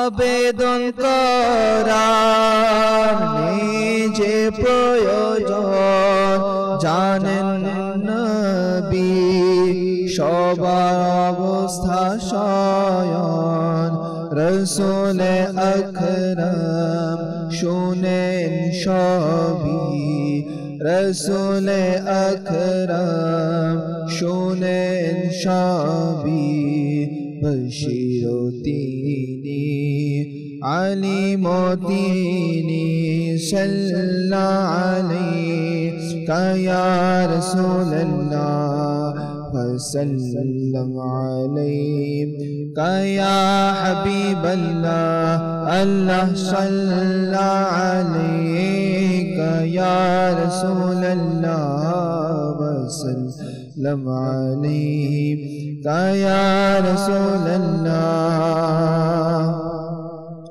গোলাম আমি মালিক তিনি গোলাম আমি মালিক তিনি চাকর আমি মুনিব তিনি গোলাম আমি মালিক তিনি চাকর আমি মুনিব তিনি মহান খোদা কৃপা আর দয়া মহান খোদা কৃপা আর দয়া হাফিজ তিনি করিমতিনি সাল্লাল্লাহু আলাইকা ইয়া রাসূলুল্লাহ সাল্লাম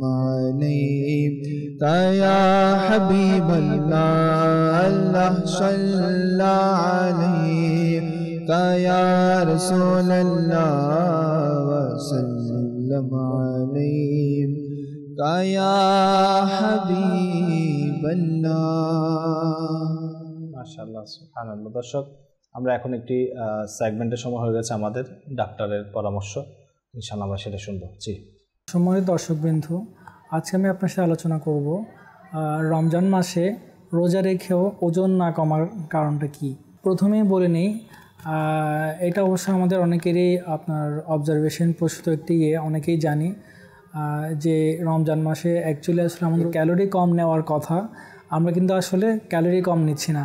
12 ঘন্টা বা 14 ঘন্টা রোজা রেখে আমরা যে ক্যালোরিটা কম নিচ্ছি সেটা কিন্তু আমরা অনেক বেশি পরিমাণে পুষিয়ে নিচ্ছি আপনার ইফতারিতে বা সেহরিতে বা রাতের খাবার যেটা সেখানে বিভিন্ন ধরনের ফাস্টফুড বা অন্য খাবারের মাধ্যমে সুগারি ড্রিঙ্ক সেগুলোর মাধ্যমে আমরা অনেক পরিমাণে এটা পুষিয়ে নিচ্ছি। দ্বিতীয়ত আমরা যে ওয়েট কমানোর যে দুটো বেসিক মেকানিজম, একটা হচ্ছে আপনার ক্যালোরি কম নেওয়া, একটা হচ্ছে ফ্যাট বার্ন করা, যে শারীরিক পরিশ্রম বাড়িয়ে বা ব্যায়ামের মাধ্যমে বা অন্য কোনোভাবে ফ্যাট বার্ন করা।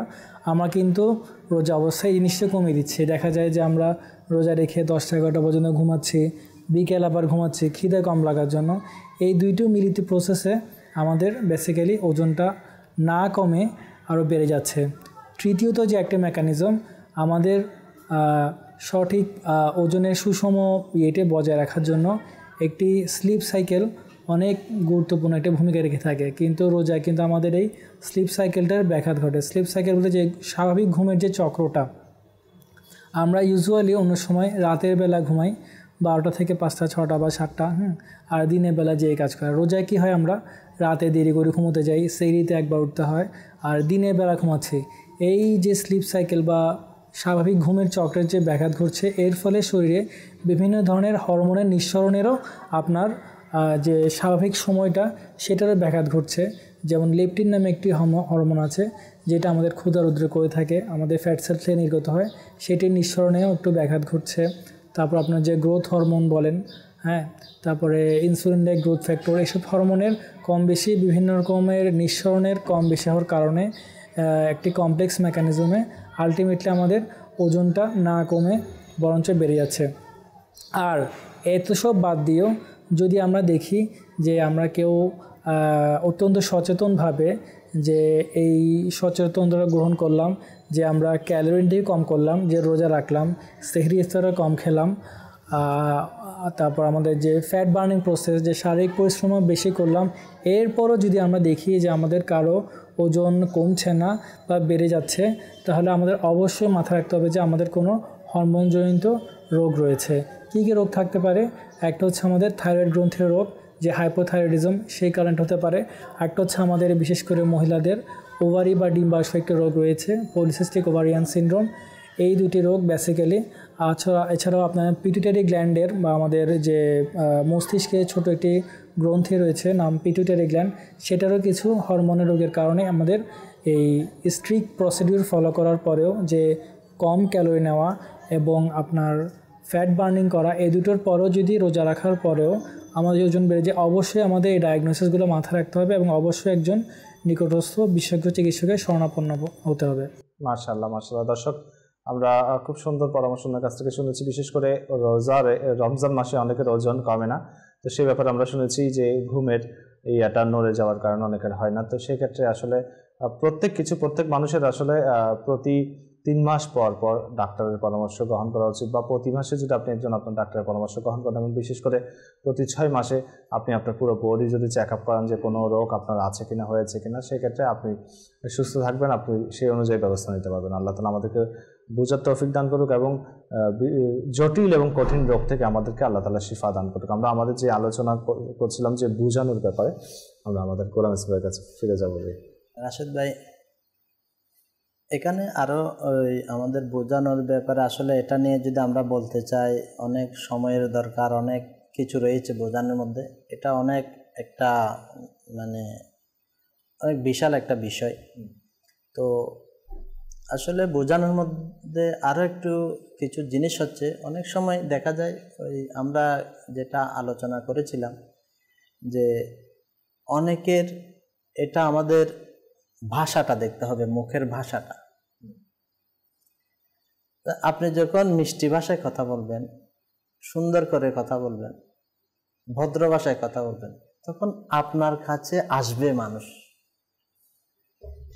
এখন আপনি যখন একদম খরা ভাষায় বলবেন, তাহলে অনেক দূরে চলে যাবে। আচ্ছা, আর যদি একটু খরা থেকে আর একটু বলে ওনার ভাষার মধ্যে কোনো রসকস নাই, মজা নাই, তাহলে আপনার সাথে প্রয়োজনে কথা বলবে, যে অপ্রয়োজনে কথা বলবে না। তো এই জন্য আমাদের এটা থেকে শিক্ষণীয় বিষয় হচ্ছে আমাদের মুখের ভাষাটাও খুব সুন্দর করতে হবে, মিষ্টি করতে হবে, যাতে আমার কাছে লোকেরা আসে, আমার কথা শোনার জন্য এই বসে। এখন আমার ভাষা যদি খরা হয়, তাহলে এ তো আমাকে এদিকে দেখলে ওইদিকে চলে যাবে, খরা ভাষায় কথা বলবে, ওনাকে বলা যাবে না। আচ্ছা, আর যদি রসকস সারা কথা বলি আমরা, তো ও প্রয়োজন আমার কাছে আসবে, এরপর চলে যাবে, সাথে সাথে চলে যাবে, দাঁড়াবে না। তো আমরা যদি মিষ্টি ভাষার অধিকারী হই, আমাদের মুখের ভাষাটা যদি সুন্দর হয়, আমাদের ব্যবহার যদি সুন্দর হয়, অনেক সময় দেখা যায় কেউ এসেছে আপনার কাছে 1 মিনিটের জন্য, এই 5 মিনিট থেকে যাবে। কেউ 5 মিনিট এর কাজ রয়েছে আপনার সাথে, এ আরো 10 মিনিট অপেক্ষা করবে আপনার জন্য, আপনার কাছে বসে থাকার চেষ্টা করবে। তাহলে এই যখন আপনার পাশে বসবে, আপনি একে বোঝানোর সুযোগ হচ্ছে। এই যদি আপনার কাছে নাই আসে, তাহলে আপনি কিভাবে বোঝাবেন? আমরা যদি যাই, এই তো আরো দূরে চলে যাচ্ছে, আমরা যাচ্ছি এই দূরে চলে যাচ্ছে। তো এই জন্য আমাদের মুখের ব্যবহার, মুখের ভাষাটা এটাও সুন্দর হতে হবে, মাধুর্য হতে হবে, মধুর হতে হবে। যেমন আমার আমির আহলে সুন্নাত বলতেছে, মিটে মিটে স্নায়ে বাইয়ে বলতেছে। তো যেটা, এটার অর্থ হচ্ছে কি, আমির আহলে সুন্নাত আরেকটা রেওয়ায়েত বলে যে আসলে মুসলমান মুমিন মিষ্টি ভাষার অধিকারী হয়ে যাবে, মিষ্ট ভাষার অধিকারী হয়ে যাবে। আচ্ছা, মুসলমানের ভাষা এটা ইয়া হতে পারে, খরা ভাষা হতে পারে না। তো আমাদের আসলে এই জন্য আমাদের যেটা স্বভাব, এর মধ্যে অনেক পরিবর্তন আনতে হবে। কাউকে যদি আমরা বোঝাতে চাই, তো আর না বুঝলেও তাকে ছেড়ে দেওয়া যাবে না। তো এই জন্য আমার আমির আহলে সুন্নতের প্রদত্ত যেটা আমাদেরকে 72টি নেক আমল দিয়েছে আমার আমির আহলে সুন্নত, এর উপর যদি আমরা আমলদার হয়ে যাই, এটার উপর যদি আমরা আস্তে আস্তে আস্তে আস্তে কিছু না কিছু আমল করতে পারি, তো ইনশাআল্লাহ তাআলা আমাদের স্বভাবের মধ্যে অনেক পরিবর্তন চলে আসবে, আমাদের আমলের মধ্যে অনেক পরিবর্তন চলে আসবে। যেমন আমার আমির আহলে সুন্নত ওখানে একটা আমল এটা দিয়েছেন যে আপনি ছোট বাচ্চা হোক, আপনার বয়সের ছোট হোক, একেও আপনি করে কথা বলেছেন। আপনার পরিবারের যেমন বাচ্চার মা, একেও কি আপনি করে কথা বলেছেন? তো এটা হচ্ছে আমাদের মুখের ভাষা, আমাদের ভাষাটা মিষ্ট কিভাবে হবে, সুন্দর কিভাবে হবে, এটা আমির আহলে সুন্নাত আমাদেরকে কি শেখাচ্ছেন। এখন আমরা যদি আমাদের পরিবারের মধ্যে যারা আমাদের ছোট ভাই বোন রয়েছে, বা আমাদের ছেলে সন্তান রয়েছে, বা আমাদের বাচ্চার মারা রয়েছে, ইনাদের সাথে যদি আপনি করে কথা বলি, এখন দেখা যায় আমরা তো তুই তুকারি করে কথা বলি। আরো এটা নিয়ে আমরা অনেক প্রমাণ বা দলিল পেশ করে থাকি। তো আসলে এটা উচিত নয়। কেন? আমাদের ব্যবহারের কারণে, আমাদের ভাষার কারণে অনেকে আমাদের প্রতি প্রভাবিত হবে। একটা কথা আমি এখানে বলছি যে, মনে করেন নিজের ঘরওয়ালিকে যদি আপনি বলি, সেখানে তো অনেক মানুষের, অনেক পুরুষের প্রেস্টিজে লাগবে। আসলে এটা তো খুব কঠিন। এটা তো ঠিক আছে, আমির আহলে সুন্নাত তো নিজের ঘরওয়ালি না, বলতেছে এটা ছোট বাচ্চা, 1 দিনের বাচ্চা, একেও আপনি করে কথা বলে না। অনেক সময় আমাদের সমাজে এটা বলে যে মহিলাদেরকে যদি আপনি বলেন, এটা লাই দেয়া হয়ে যাবে, একটু মাথার উপর উঠে যাবে, এরকম। এটা কিরকম? আসলে ওই আমরা আলোচনা করেছিলাম যে মহব্বত এটা এমন একটা জিনিস না, যখন মহব্বত হয়ে যাবে না, তখন ওই ঘর থেকে কোনো আওয়াজ বাইরে যাবে না। ঘরের মধ্যে যে উপোস আছে, এটাও কোনো ঘরের প্রতিবেশী জানতে পারবে না। অথচ আপনার বাচ্চার মা উপোস, বা আপনার পরিবারের মধ্যে খাবার নাই, কিন্তু পাশের বাসায় এরাও বলতে পারবে না যে আপনারা উপোস। এটা কখন হবে? যখন আমরা একে অপরের প্রতি মহব্বত থাকবে, একে অপরের প্রতি একটা শ্রদ্ধাবোধ থাকবে, মমতা থাকবে, তখন হবে। আর যদি আমাদের মধ্যে একটু হানাহানি হয়, মারামারি হয়, বা মনোমালিন্য হয়, আমাদের চাউল নাই, চাউল এনে নেই, এরকম করছে, সেরকম করছে, পুরা ইয়ার মধ্যে চলবে। দর্শক, আমরা খুব সুন্দর আলোচনা শুনছিলাম। আমাদের এখন একটু সেগমেন্টের সময় হয়ে গেছে, সেটা নিব। এরপর ইনশাআল্লাহ আমরা আবার ফিরে আসবো। সাল্লু আলাল হাবিব সাল্লাল্লাহু তাআলা আলা মুহাম্মদ সাল্লাল্লাহু আলাইহি ওয়াসাল্লাম। সালাতু ওয়া সালামান আলাইকা সাইয়্যিদি ইয়া রাসূলুল্লাহ সাল্লাল্লাহু আলাইহি ওয়াসাল্লাম। প্রিয় ইসলামী ভাইরা, মাদানী চ্যানেলের দর্শকবৃন্দ, আজকে আমরা জানব যাদের দোয়া আল্লাহ তাআলা কবুল করে থাকে। প্রিয় ইসলামী ভাইরা, ওই সৌভাগ্যবান কারা যাদের দোয়া আল্লাহ তাআলা কবুল করে থাকেন, যাদের দোয়া ফেরত দেওয়া হয় না? প্রিয় ইসলামী ভাইরা, আসুন আমরা মনোযোগ দিয়ে শ্রবণ করি ওই সৌভাগ্যবান কারা। 1 নম্বর হচ্ছে বিপর্যস্ত ব্যক্তি। আল্লাহ তাআলা কোরআনুল কারীমের মধ্যে ইরশাদ করেন, এবং তিনি যিনি আর্তদের আহ্বানে সাড়া দেন এবং বিপদ আপদ দুর্বিত করেন। প্রিয় ইসলামী ভাইরা, যারা বিপর্যস্ত ব্যক্তি, মানসিক, আর্থিক, শারীরিক, যারা বিভিন্ন দিক দিয়ে বিপর্যস্ত ব্যক্তি, তারা যখন আল্লাহ তাআলার দরবারে দোয়া করেন ওই দোয়া কবুল করেন। 2 নম্বর সৌভাগ্যবান কারী হচ্ছে পাপী অথবা কাফির কর্তৃক অত্যাচারিত ব্যক্তি। অর্থাৎ এক কথা হচ্ছে মাজলুমের দোয়া। কেন হাদিসে পাকের মধ্যে রয়েছে নবী পাক সাল্লাল্লাহু আলাইহি ওয়াসাল্লাম ইরশাদ করেন, সালাসু হাক্কুন আলাল্লাহি আল্লা ইউরাদ্দু লাহুম দাওয়া। এটা আল্লাহ তাআলার অধিকার যে তিনি 3 ব্যক্তির দোয়া ফিরিয়ে দেন। আসুন 3 ব্যক্তির কারা রয়েছে। 1 আস-সাইমু হাত্তা ইফতিরা, অর্থাৎ রোজাদার ব্যক্তি যতক্ষণ পর্যন্ত ইফতার করে না, অর্থাৎ ইফতারের আগ মুহূর্ত, অর্থাৎ রোজাদার ব্যক্তি যখন দোয়া করে। ওয়াল মাজলুম হাত্তা ইয়ানতাসিরা, অত্যাচারিত ব্যক্তি যতক্ষণ পর্যন্ত তার জুলুমের প্রতিকার না হয়। ওয়াল মুসাফির হাত্তা ইয়ারজিআ, আর মুসাফির ব্যক্তি যতক্ষণ পর্যন্ত সে ফিরে না আসে। মজলুম যারা রয়েছে যখন তারা দোয়া করে ওই দোয়া আল্লাহ ফেরত দেন না, আল্লাহ তাআলা সাথে সাথে কবুল করে নেন। প্রিয় ইসলামী ভাইরা, এই সৌভাগ্যবানদের দোয়া আল্লাহ তাআলা ফিরিয়ে দেন না। 3 নম্বর হচ্ছে ন্যায়পরায়ণ ব্যক্তি, অর্থাৎ যারা সমাজের মধ্যে, রাষ্ট্রের মধ্যে, পরিবারে, এক কথায় যে কোনো অবস্থায় যারা শাসক রয়েছে, যারা ন্যায় বিচার করে, ন্যায়পরায়ণ শাসক, যারা ন্যায়কে ন্যায় বলে, সত্যকে সত্য বলে, মিথ্যাকে মিথ্যা বলে, ন্যায়ের প্রতি সুচ্চার, তাদের দোয়া কবুল করেন। হাদিসে পাকের মধ্যে রয়েছে নবী পাক সাল্লাল্লাহু আলাইহি ওয়াসাল্লাম ইরশাদ করেন, সালাসাতু লা ইয়ারুদ্দুল্লাহু দুআআহুম, অর্থাৎ 3 ধরনের ব্যক্তির দোয়া আল্লাহ ফেরত দেন না। তার মধ্যে একটি হচ্ছে ওয়াল ইমামুল মুকসিত, অর্থাৎ ন্যায়পরায়ণ ব্যক্তি। ন্যায়পরায়ণ ব্যক্তি যখন আল্লাহ তাআলার দরবারে দোয়া করে ওই দোয়া আল্লাহ কবুল করেন।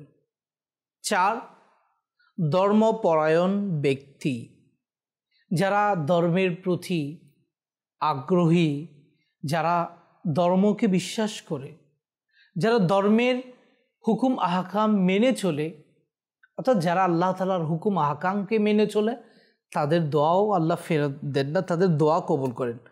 5 নাম্বার হচ্ছে পিতা মাতার অনুগত সন্তান, যে সন্তান মা বাবার খিদমত করে, মা বাবার কথা মতো চলে, মা বাবার চোখে চোখ রাখে না, তাদের দোয়াও আল্লাহ তাআলা কবুল করেন। আল্লাহ তাআলা আমাদেরকেও যা শুনেছি এগুলোর উপর আমল করার তৌফিক দান করুক। সাল্লু আলাল হাবিব সাল্লাল্লাহু তাআলা আলা মুহাম্মদ সাল্লাল্লাহু আলাইহি ওয়াসাল্লাম। আলোচনা শুনেছি যে মজলুম অনেক সময় বদদোয়া করলে বদদোয়া কবুল হয়ে থাকে। তো আমাদের মজলুমের বদদোয়া থেকে বাঁচা উচিত। দর্শক, আমরা এই পর্যায়ে একটি নাতে পাক শুনবো, এরপর আমরা ফিরে আসবো। জি।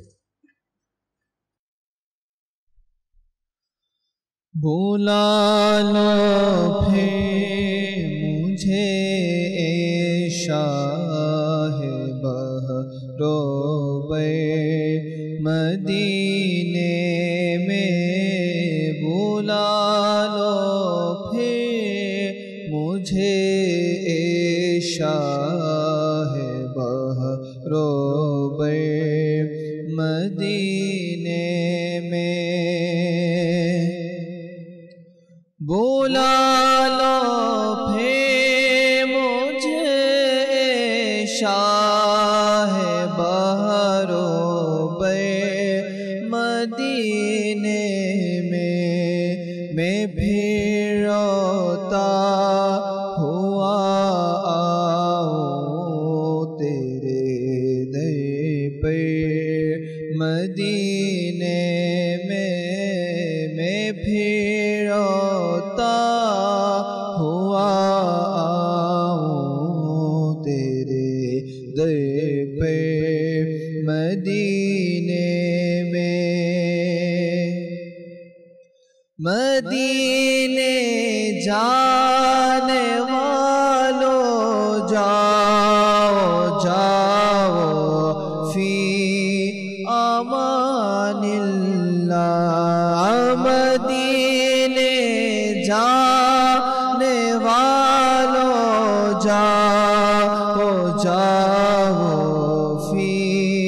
अमानिल्लाह कभी तो अपना भी लग जाएगा बिस्तर मदीने में कभी तो अपना भी लग जाएगा बिस्तर मदीने में सलाम शौक कहना जियो मेरा भी रो रो के सलाम शौक कहना जियो मेरा भी रो रो के तुम्हें आए नजर जब रोज़ाए अनवर मदीने में तुम्हें आए नजर जब रोज़ाए अनवर मदीने में बुला लो हम गरीबों को बुला लो या रसूल अल्लाह बुला लो हम गरीबों को बुला लो या रसूल अल्लाह पाए शबीर रोशवर फातिमा हैदर मदीने में पाए शबीर रोशवर फातिमा हैदर मदीने में बुला लो फिर मुझे शाह बहरो मदीने में मैं फिर आता हुआ आऊं तेरे दर पे मदीने में। আল্লাহ রসুল সাল্লাল্লাহু আলাইহি ওয়াসাল্লাম যেন আমাদেরকে রমজান শরীফে হুজুর পাক সাল্লাল্লাহু আলাইহি ওয়াসাল্লামের দরবারে ডেকে নেন, একবার নয় দুবার নয় বারবার যেন ডেকে নেন। আল্লাহ তাআলা আমাদেরকে নসিব করুক। দর্শক, আমাদের কাছে কয়েকটি কল আছে, আমরা কলগুলো শুনছি। তুমি আপনাদের প্রতিদিন দেখতে আমার কাছে খুব ভালো লাগে। আপনাদের সবাইকে আমার আন্তরিক আন্তরিক আন্তরিক মোবারক। আপনাকে মোবারকবাদ। অবশ্যই দেখতে থাকুন, দেখতে দেখতে আরো ভালো লাগবে ইনশাআল্লাহ, অনেক কিছু শিখতেও পারবেন। জি, আমার নাম প্রলাল, ইস্তাম্বুল জামালপুর থেকে। আমি প্রতিদিন মাস্টার ইসলাম দেখি, অনেক ভালো লাগে। আজকের বিষয় জানা হচ্ছে অনেক সুন্দর একটি বিষয়। এই বিষয়টা নিয়ে অনেক কিছু জানতে পারবো, এই জন্য আপনাদের অনেক ধন্যবাদ। জি, আপনাকে ধন্যবাদ। ইনশাআল্লাহ দেখুন, দেখতে দেখতে ইনশাআল্লাহ অনেক কিছু শিখতে পারবেন এবং সাথে সাথে এটার উপর আমলও করতে হবে আপনাদেরকে, যাতে দেখেছেন শুনেছেন এটার উপর যদি আমলও করেন ইনশাআল্লাহ এটার ফলও পাবেন ইনশাআল্লাহ। জি, পরবর্তী কল। আমার নাম মোহাম্মদ বোরহান, আমি থাকি ঢাকা নারায়ণগঞ্জ। আজকে অনুষ্ঠান আমি দেখতেছি, খুব ভালো লাগছে, অনেক সুন্দর লাগছে। আজকের অনুষ্ঠানের উপস্থাপক মোবাল্লিক সবাইকে আমার পক্ষ থেকে ধন্যবাদ। আপনাকেও ধন্যবাদ। আপনি আমাদের অনুষ্ঠান দেখছেন, এভাবে দেখতে থাকুন এবং বিশেষ করে যদি আপনি সোশ্যাল মিডিয়াতে দেখেন এটাকে শেয়ারও করুন। আমাদের অনুষ্ঠানগুলোতে শুধু এই অনুষ্ঠান নয়, প্রত্যেক অনুষ্ঠানকে শেয়ার করুন, ইনশাল্লাহ সেটার সওয়াবও আপনি পেয়ে যাবেন। আমরা আমাদের যে বিষয় নিয়ে আলোচনা করছিলাম বোঝানোর ব্যাপারে। জি, আবার এখানে আরেকটা বিষয় হচ্ছে, আমরা যেহেতু দাওয়াত ইসলামের আমরা দিনই কাজ করতেছি, যে আমাদের ইসলামী ভাইরা কাফেলার মধ্যে সফর করতেছে, মাদানী কাফেলার মধ্যে সফর করতেছে। এরপর মসজিদের মধ্যে দরসের ব্যবস্থা হয়ে থাকে। তো ওখানে অনেক সময় দেখা যায় আমাদের ইসলামী ভাইরা এই অভিযোগটা করে যে অনেক তো বলেছে আর হচ্ছে না, এ তো মানতেছে না। তো আমাদেরকে এটা খেয়াল করবে, আমাদের কাজ হচ্ছে বোঝানো, কাউকে মানানো না, বাধ্য করা না যে আমি বলেছি মেনে যাবে এমন না। আমাদের কাজ হচ্ছে বলে যাওয়া। একে এখানে একটি বিষয় আছে, আমি যেটা মনে করছি, হয়তো খুব সুন্দর কথা বলছেন, কিন্তু বিষয় হচ্ছে যে আমির আহলে সুন্নাত আমাদেরকে যেই পোশাক দিয়েছেন দাওয়াত ইসলামী ওয়ালাদেরকে, যেভাবে আপনি 72 মাদানী আমাদের উপর আমল করতে বলেছেন, সেই আমলটাও যদি করে, কেউ যদি নাও বোঝায়, সে যদি এই পোশাক নিয়ে হাঁটে, আমির আহলে সুন্নাত বলছেন যে এটা তো নিশ্চুপ, মানে খামোশি তাবলীগ বলেছেন, অর্থাৎ নিশ্চুপভাবে আপনি মানুষকে প্রচার করতেছেন। তো এটা তো অটোমেটিকলি মানুষ আপনার কাছে ধাবিত হবে যদি সেই অনুযায়ী আমরা চলতে পারি। নিশ্চুপ প্রচার, এটা যে হেঁটে যাচ্ছে, একে দেখে তো মানুষ বুঝে যাচ্ছে। তো আসলে তো আমাদের কাজ হচ্ছে মানুষদেরকে মানিয়ে নেওয়া না, এটা বাধ্য করাও না, আমাদের কাজ হচ্ছে বোঝানো। কেউ মানুক বা না মানুক আমাদেরকে বলতে হবে। আমরা হচ্ছে মুবাল্লিগ, যেমন দাওয়াত ইসলামের পরিভাষায় বলা হয় মুবাল্লিগ।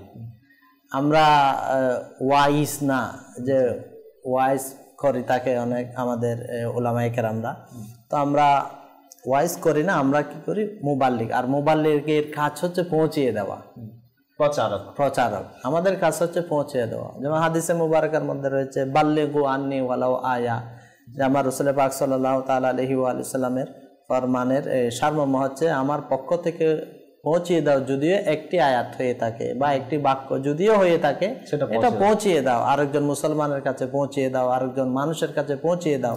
তো আমাদের কাজ হচ্ছে পৌঁছানো, এটা বলা, বারবার বলতে থাকা, এটা এরকম, এটা শরীয়তের বিধানটা এরকম, মাসআলাটা এরকম, বা এটার ফজিলত এরকম, কোরআন শরীফের মধ্যে এভাবে এসেছে, হাদিসে মুবারকের মধ্যে এভাবে এসেছে, এটা বলতে থাকা। যে আমার কথা যে মানবে এটার কোনো গ্যারান্টি না। তো আমার বোঝানো, এটা ছাড়া যাবে না, আমাদেরকে বারবার বারবার বলতে হবে। এটা একটা প্রবাদ বাক্য রয়েছে এরকম, মা তাকাররা, এই ধরনের একটা প্রবাদ বাক্য রয়েছে, যে একটা কথা আপনি বারবার বলতে থাকেন, এটা দিলের মধ্যে এটা গেঁথে যাবে। আপনাকে যখন একটা কথা বারবার বারবার বলা হবে, একটা কথা যখন আমি বারবার বারবার এটা শুনতে থাকবো, তো শুনতে শুনতে এটা দিলের মধ্যে গেঁথে যাবে। তো এই জন্য আমাদেরকে বারবার কি সুযোগে, সময়ে, যখন সুযোগ হয় বোঝানোর, এটা ধারাবাহিকতা, এটা বজায় রাখতে হবে, এটা ছেড়ে দেওয়া যাবে না। আমরা অনেক সময় কি হয়ে যায়, না অনেক বুঝিয়েছি আর হবে না, শেষ, এরকম হয়ে যায়। যেমন আমির আহলে সুন্নাতের একটা মাদানী চ্যানেল উর্দুর মধ্যে এই অনুষ্ঠানটা চলে, এক আদত, আমির আহলে সুন্নাতের এক আদত, এ ধরনের একটা অনুষ্ঠান হয়েছে। তো এখানে একটা জিনিস যেটা আমাদের নিগরানে সুরার ছেলে, তো উনি অনুষ্ঠানটা করে, তো উনি বলেছেন আমির আহলে সুন্নাতের একটা আদত বলেছেন, অভ্যাস বলেছেন, বরকতওয়ালা অভ্যাস। এটা হচ্ছে কি বলছে, আমাদেরকে একবার আলা হযরত আলাইহির রহমার যে অনুষ্ঠান হচ্ছে, মানে আল্লাহ হযরতের উরুস উপলক্ষে সফর মাসে 25টা আমাদের অনুষ্ঠান হয়, সিলসিলা হয় আল্লাহ হযরতের, ফয়জানে আল্লাহ হযরত, তো লাইভ হয়ে থাকে। তো এখন দর্শক থেকে এটা আসতেছে যে এই অনুষ্ঠানে যদি আমির আহলে সুন্নাত আসে, এটা দর্শকদের থেকে একটা প্রশ্ন আসতেছে যে আমির আহলে সুন্নাতকে একটু যদি অনুষ্ঠানে দেখা যায়। তো এখন যিনি ওই অনুষ্ঠানের হোস্ট সম্ভবত উনি ছিলেন, তো এখন ওনার দায়িত্ব ওটা যে আমি এই অনুষ্ঠানে আমির আহলে সুন্নাতকে আনার দায়িত্ব আপনার, আপনি যদি পারেন বুঝিয়ে আপনি নিয়ে আসেন আমির আহলে সুন্নাতকে। এখন উনি বলতেছে, এক তো পীর সাহেব, আরেক তো ওনার সবকিছু, কিভাবে যাব? তো উনি তারপর বলতেছে, আমি হিম্মত করেছি আল্লাহ তাআলার নাম নিয়ে আমির আহলে সুন্নাতের দরবারে থেকে একবার টাইম নিয়েছি, সময় নিয়েছি, মানে দেখা করবো আমির আহলে সুন্নাতের সাথে। তো সময় মিলে গিয়েছে, তো বলতেছে আমি গিয়েছি, এই দরজায় দাঁড়িয়ে আছি, বলছে কিছুক্ষণ অপেক্ষা করেন। তো এরপর কিছুক্ষণ বাদে বলতেছে আপনি আসতে পারেন দেখা করার জন্য আমির আহলে সুন্নাতের। তো আমির আহলে সুন্নাতের দরবারে হাজির হওয়ার পর উনি আরজ করেছেন, বাবা এই দর্শকদের থেকে এটা চাহিদা আসতেছে, আপনাকে অনুষ্ঠানে একটু সময়, আপনি যখন ইচ্ছা 10 মিনিট দেন, 5 মিনিট দেন, 25 মিনিট দেন, এটা আপনার ইচ্ছা, যখন ইচ্ছা আপনি দর্শকদের থেকে একটা অফার আসতেছে আপনাকে ইয়ার জন্য, সবগুলো তো আপনার, আপনার অনুষ্ঠান, আপনার সব কিছু আপনার। তো আমির আহলে সুন্নাত ওনাকে ইশারা দিয়েছেন, মানে আমির আহলে সুন্নাতের লেখনের কাজ, লেখার কাজ অনেক বেশি। আমির আহলে সুন্নাত অনেক ব্যস্ত থাকে লেখার কাজে, তো এইভাবে দেখিয়েছেন। তো উনি আর তেমন বলে নাই, আর কিছু বলে নাই, উনি এখন চলে আসতেছে। তো আমির আহলে সুন্নাতে সময় দিতে পারবেন। তো আমির আহলে সুন্নাত একটা বাক্য বলেছেন ওনাকে, বেটা এত সহজে হার মেনে চলে যাচ্ছ, আমি যদি এত সহজে হার মেনে চলে যেতাম দাওয়াত ইসলামে আজকে এতটুকু আসতো। আল্লাহু আকবার। তো উনি বলতেছে আমি এই কথাটা বুঝলাম না যে বাপ্পা এটা কি বলেছে, আমির আহলে সুন্নাত এটা কি বলছে, মানে হার মেনে চলে যাও মানে। তো আমি বুঝি নাই, বলছে বেটা বসো, আমাকে বসাইছে। আমি বসলাম, বসার পরে বলতেছে তুমি বাস, আমি বললাম আমি ব্যস্ত, তুমি চলে যাচ্ছ, এটা তো হার মানা হয়ে গেল। তোমার উচিত ছিল আমাকে বুঝিয়ে সুঝিয়ে যে কোনো প্রকারে কি করা, রাজি করানো। এত সহজে হার মানবে না। আপনাকে যখন কাজের জন্য পাঠিয়েছে, আপনি যখন কাজের জন্য এসেছেন, আপনি এটা হাসিল করার কি করেন, চেষ্টা করেন। তো বোঝানো এটা ছাড়া যাবে না। তো আমির আহলে সুন্নাত এটার দ্বারা আমাদেরকে একটা মেসেজ এটা দিচ্ছে যে কারো কাছে গিয়েছি আমরা কোনো কিছু হাসিল করার জন্য, এটা আখেরাতের হয়ে থাকে। আলহামদুলিল্লাহ আমাদের দাওয়াত ইসলামের তো বেশি উদ্দেশ্য এটাই থাকে, আমাদের ইসলামে যখন কারো কাছে যায় প্রথমত ওখানে নিয়ত করে নে, আর আখেরাতের নিয়তটাই করে নে। তো যদি অনেক সময় যে কোনো কারণে যে কোনো উদ্দেশ্যে গিয়েছে কোনো ইসলামের কাছে, তো বলতে সহজে হার মেনে আসবে না, ওটা কামিয়াব করে আসার কি করা। মাশাআল্লাহ দর্শক, এটা খুব সুন্দর একটি ঘটনা আমার কাছ থেকে শুনেছি এবং এটা আমার জন্য অনেক শিক্ষণীয়। আমাদের আসলে সেগমেন্টের সময় প্রায় 5 মিনিট অতিবাহিত হয়ে গেছে, শুধু এটা শোনার জন্য আমি আসলে খুব ইন্টারেস্টেড ছিলাম। জি, চালিয়ে দিন।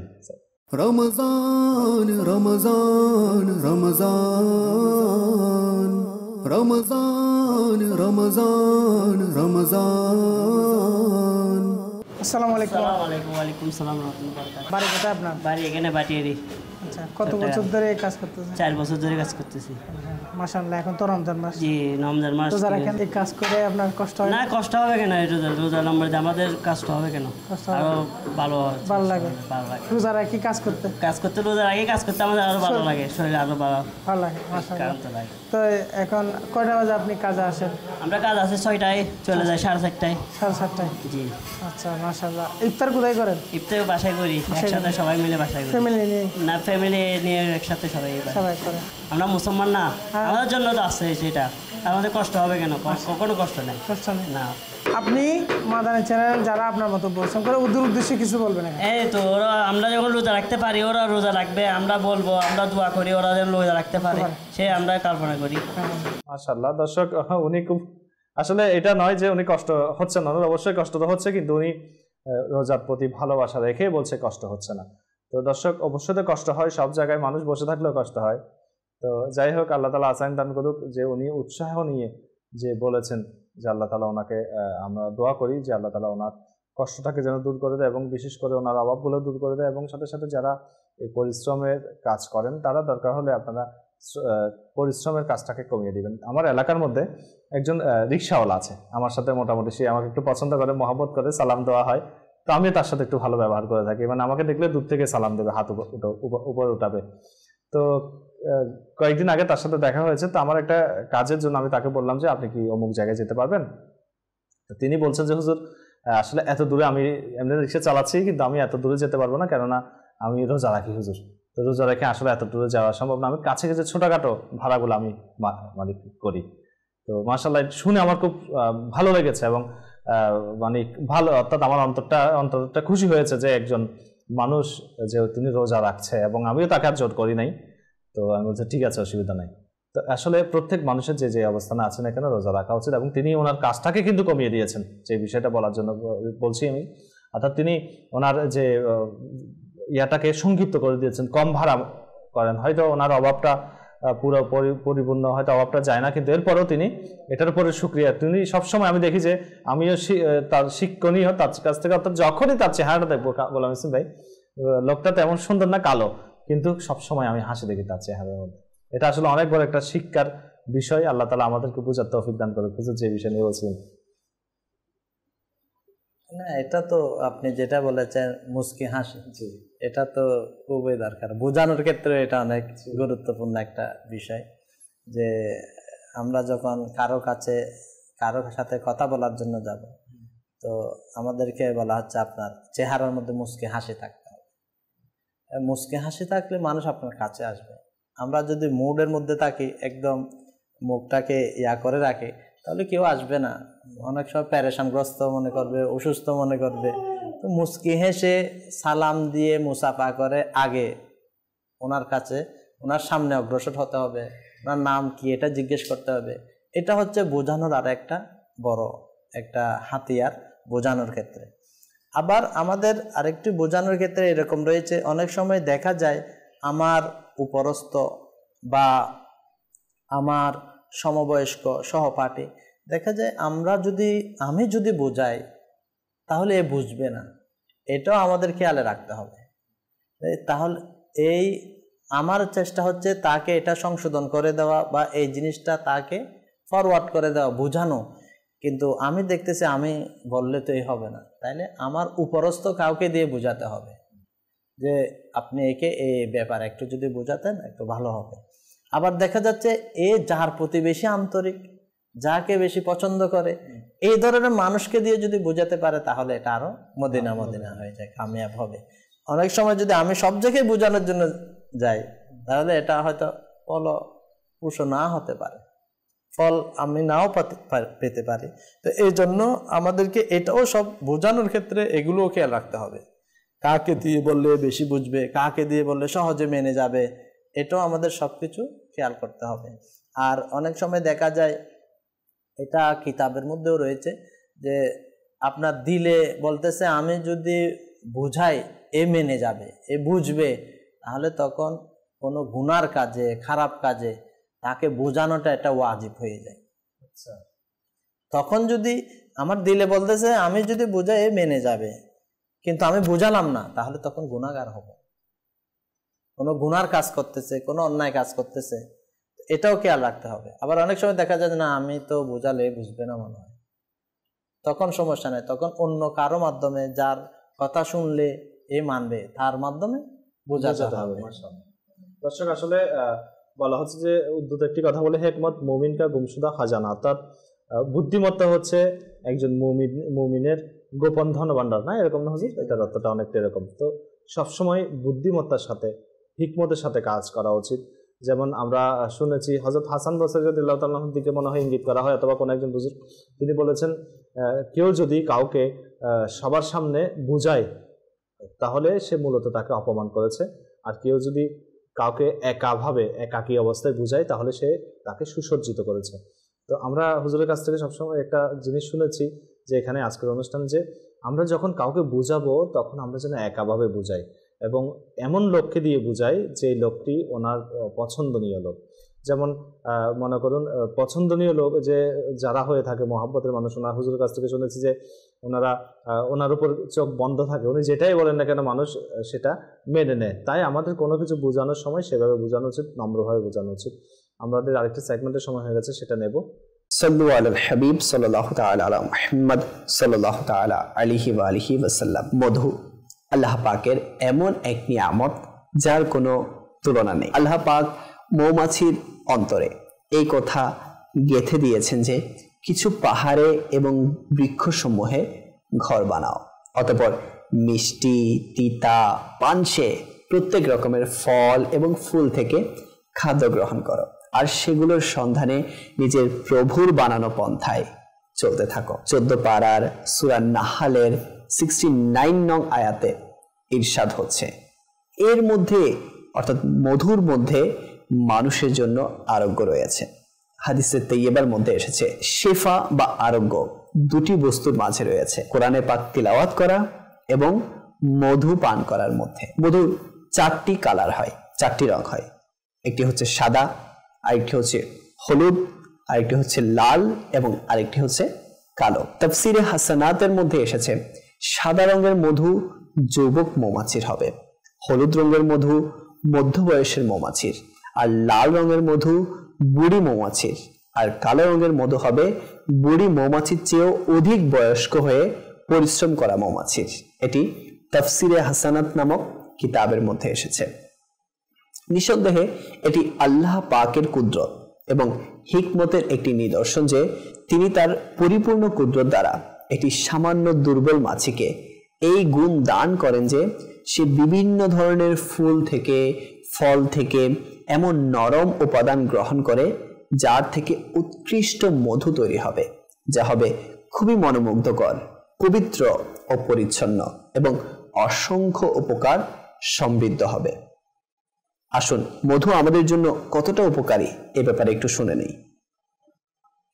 নাম্বার 1, মধু হচ্ছে পাকস্থলীর বন্ধু। এর মাধ্যমে পাকস্থলীর অম্লতার প্রভাব কম হয়ে যায়।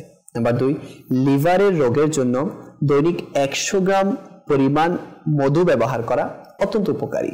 নাম্বার 3, মধুর সাথে জবের ব্যবহার কিডনির ব্যথা ছাড়াও পাথরও নির্গত করতে পারে। নাম্বার 4, গলা থেকে নিয়ে ফুসফুস পর্যন্ত জ্বালা ব্যথার কারণে গরম পানিতে মধু দিয়ে ব্যবহার করা উপকারী। নাম্বার 5, মধু মানুষের শরীরের উষ্ণতাকে বৃদ্ধির মাধ্যমে রক্তের প্রবাহকে দ্রুত এবং রক্তকে পরিষ্কার করে। কিন্তু স্মরণ রাখবেন, প্রত্যেক ব্যক্তির শারীরিক গঠন ও মেজাজ ভিন্ন হয়ে থাকে, তাই কোনো কিছু ব্যবহার করার পূর্বে অবশ্যই অভিজ্ঞ ডাক্তারের পরামর্শ নিন। তো আমি আপনাদেরকে অনুরোধ করব আপনারা বেশি বেশি মধু গ্রহণ করবেন, কেননা মধুর মধ্যে অনেক রোগের শেফা আছে। সাল্লু আলাল হাবিব সাল্লাল্লাহু তাআলা আলা মুহাম্মদ সাল্লাল্লাহু তাআলা আলাইহি ওয়াসাল্লাম। শুনেছি মধুর ব্যাপারে, এবং এটাও শুনেছি যে এখন 100 গ্রাম মধু খাওয়ার জন্য উপকারী বলেছেন। যদি সবাই মধু খেয়ে নেন এটাও সমস্যা, কেননা অনেকে মধু হজম করতে পারে না। তো এই ক্ষেত্রে ডাক্তারের পরামর্শ গ্রহণ করা উচিত। অর্থাৎ প্রত্যেক জিনিস, প্রত্যেক খাবার সবার শরীরে ম্যাচ করে না এবং সবার স্বাস্থ্য সবসময় এক থাকে না। তাই যে কোনো কাজ করার আগে একজন ডাক্তারের পরামর্শ নিন, এরপরে সেই কাজটা করুন। ইনশাল্লাহ এর দ্বারা সাইড এফেক্টগুলো হবে না। দর্শক, আমাদের অনুষ্ঠান একদম শেষ পর্যায়ে, আমাদের অনুষ্ঠান একদম শেষ করে দিয়েছি আমরা এখন, আর কোনো আমাদের সময় নাই আমাদের কাছে। ভালো থাকুন, সুস্থ থাকুন। সাল্লু আলাল হাবিব সাল্লাল্লাহু তাআলা আলা মুহাম্মদ সাল্লাল্লাহু আলাইহি ওয়াসাল্লাম। মনকে সুবাসিত